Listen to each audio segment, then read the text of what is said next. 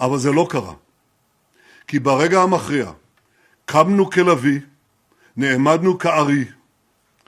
ב-12 הימים של מבצע עם כלביא השגנו ניצחון היסטורי, והניצחון הזה יעמוד לדורות. הסרנו מעלינו שני איומים קיומיים מיידיים, איום ההשמדה בפצצות גרעין ואיום ההשמדה ב-20,000 טילים בליסטיים. אם לא היינו פועלים עכשיו, מדינת ישראל הייתה עומדת בקרוב בפני סכנת השמדה. אבל זה לא קרה. כי ברגע המכריע קמנו כלביא, נעמדנו כארי, והשאגה שלנו הרעידה את טהרן והדהדה בכל העולם.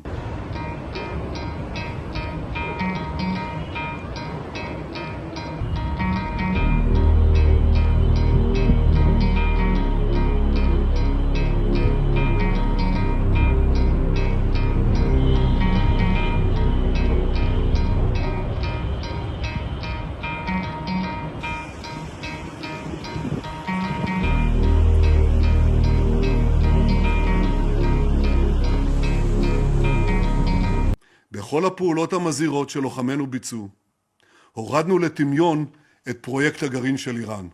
במשך עשרות שנים הבטחתי לכם שלאיראן לא יהיה נשק גרעיני. ואכן, בכל הפעולות המזהירות שלוחמינו ביצעו, הורדנו לטמיון את פרויקט הגרעין של איראן. ואם מישהו באיראן ינסה לשקם את הפרויקט הזה, נפעל באותה נחישות, באותה עוצמה, לגדוע כל ניסיון כזה. אני שב ואומר, לאיראן לא יהיה נשק גרעיני. והיום לפנות בוקר, רק לפני כמה שעות אחדות לפני הפסקת האש, הנחתנו על משטר האייתולות את המכה הקשה ביותר מאז תחילת המלחמה, את המכה הקשה ביותר בתולדותיו. חיסלנו מאות מפעילי משטר, בהתקפה המוחצת ביותר שראתה טהרן ב-50 השנים האחרונות.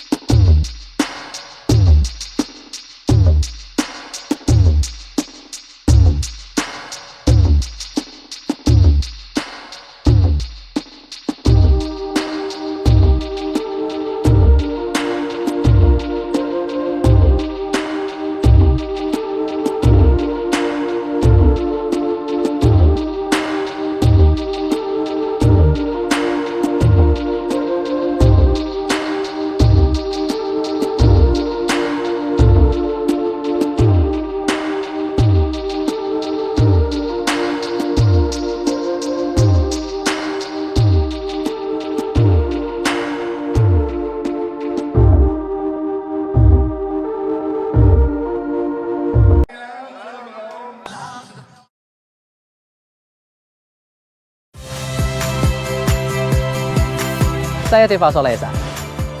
Saksikan program-program Kompas TV melalui siaran digital, pay TV, dan media streaming lainnya. Kompas TV, independen, terpercaya.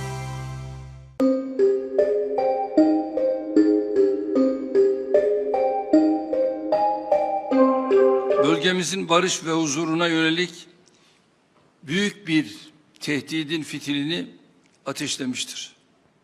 İsrail'in Filistin ile başlayan Lübnan'a, Suriye'ye, Yemen'e, nihayetinde de İran'a uzanan pervasız adımları asla kabul edilemez. Küresel aktörlerin bu çılgınlığa son vermek için etkin tedbirleri alması şart. Yoksa bunun bedelini sadece bölgemiz değil, bütün dünya öder. Biz herkesi aklı selime çağırmaya, diplomasinin imkanlarının her türlü meseleye çözüm bulmak için yeterli olduğunu söylemeye devam edeceğiz. Çatışmalardan kastımız sadece İsrail ile İran arasındaki gerilim değil, İsrail'in Gazze'deki açlığı silah olarak kullanan hukuksuz zulmünün de sonlandırılmasını istiyoruz. Bir an önce Gazze'de kalıcı ateşkes sağlanmalı, İsrail saldırıları durmalı, insani yardımların kesintisiz bir şekilde ulaşımının yolu açılmalı.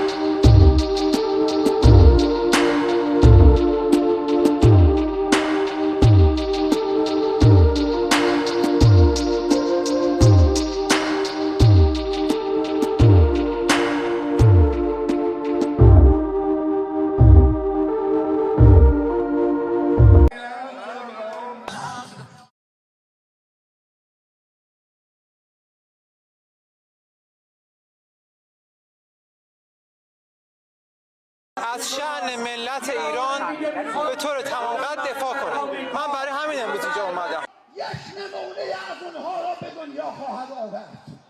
حسین اسلامی وارد یک مرحله نوینی و تحرکات مذبوحانه و ناجوانمردانه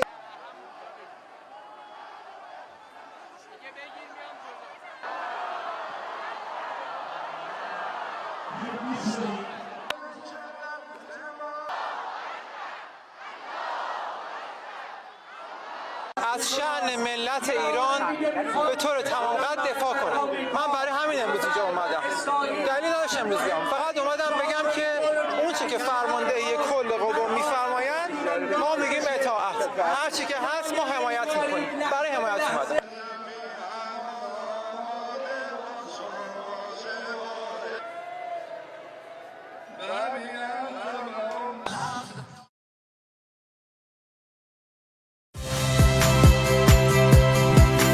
Saya Tifa Solesa.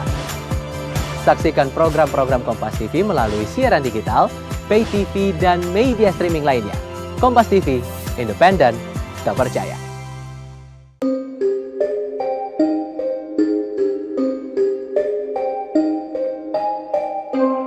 Bölgemizin barış ve huzuruna yönelik büyük bir tehdidin fitilini ateşlemiştir. İsrail'in Filistin ile başlayan Lübnan'a, Suriye'ye, Yemen'e, nihayetinde de İran'a uzanan pervasız adımları asla kabul edilemez. Küresel aktörlerin bu çılgınlığa son vermek için etkin tedbirleri alması şart. Yoksa bunun bedelini sadece bölgemiz değil, bütün dünya öder. Biz herkesi aklı selime çağırmaya, diplomasinin imkanlarının her türlü meseleye çözüm bulmak için yeterli olduğunu söylemeye devam edeceğiz. Çatışmalardan kastımız sadece İsrail ile İran arasındaki gerilim değil, İsrail'in Gazze'deki açlığı silah olarak kullanan hukuksuz zulmünün de sonlandırılmasını istiyoruz. Bir an önce Gazze'de kalıcı ateşkes sağlanmalı, İsrail saldırıları durmalı, insani yardımların kesintisiz bir şekilde ulaşımının yolu açılmalı. Iran secara resmi menyepakati gencatan senjata dari Israel setelah berperang selama sekitar 2 pekan. Pengumuman soal persetujuan gencatan senjata disampaikan melalui Dewan Keamanan Nasional tertinggi Iran. Dalam pernyataannya, Dewan Keamanan Nasional tertinggi Iran mengeluarkan keputusan nasional untuk memaksa penghentian perang terhadap Israel. Namun sebelum kesepakatan gencatan senjata yang diklaim Presiden Donald Trump lebih dulu, Iran meluncurkan serangan rudal ke pangkalan militer AS di Doha, Qatar. Serangan ini sebagai balasan atas serangan AS ke fasilitas nuklirnya. Korps Garda Revolusi Iran bilang serangan rudal balistik menyasar pangkal udara Amerika Serikat di Al-Udeid yang merupakan pangkalan militer AS paling strategis di Asia Barat. Serangan ini menandai dimulainya operasi serangan balasan, di mana pangkalan AS di Qatar dipilih menjadi target pertama. Serangan rudal Iran ke pangkalan militer Amerika Serikat di Qatar menuai respon pemerintah setempat. Juru bicara Kementerian Luar Negeri Qatar bilang pihaknya mengecam keras tindakan Iran itu. Qatar menyebut serangan Iran ke negaranya merupakan pelanggaran serius. Qatar mendesak semua pihak kembali ke meja perundingan dan mencari opsi perdamaian. تدين دولة قطر بأشد العبارات الهجوم الإيراني الصاروخي على قاعدة العديد الجوية القطرية. هذا الهجوم يمثل انتهاكا صارخا لسيادة دولة قطر ومخالفة لمبادئ حسن الجوار، ويمثل اعتداء على الشرعة الدولية والقانون الدولي. وتؤكد دولة قطر أنها تحتفظ بحق الرد بما يتوافق والقوانين الدولية وبما يتناسب وشكل وحجم هذا الهجوم. Sebelumnya melalui platform Truth Social, Presiden Amerika Serikat Donald Trump mengumumkan gencatan senjata kedua negara, Iran dan Israel. Trump klaim berhasil menengahi kesepakatan gencatan senjata melalui jalinan komunikasi dengan Perdana Menteri Israel dan pejabat Iran. Namun Trump menyatakan kekecewaannya pada Israel dan Iran. Trump bilang Israel dan Iran telah melanggar ketentuan gencatan senjata dengan masih melancarkan serangan satu sama lain pada Selasa dini hari. Not happy that Israel's going out now. There was one rocket that I guess was fired overboard. It was after the time limit and it missed its target. And now Israel's going out. These guys got to calm down. Ridiculous. How will you respond if this far as I didn't like plenty of things I saw yesterday. I didn't like the fact that Israel unloaded right after we made the deal. They didn't have to unload. And I didn't like the fact that the retaliation was very strong.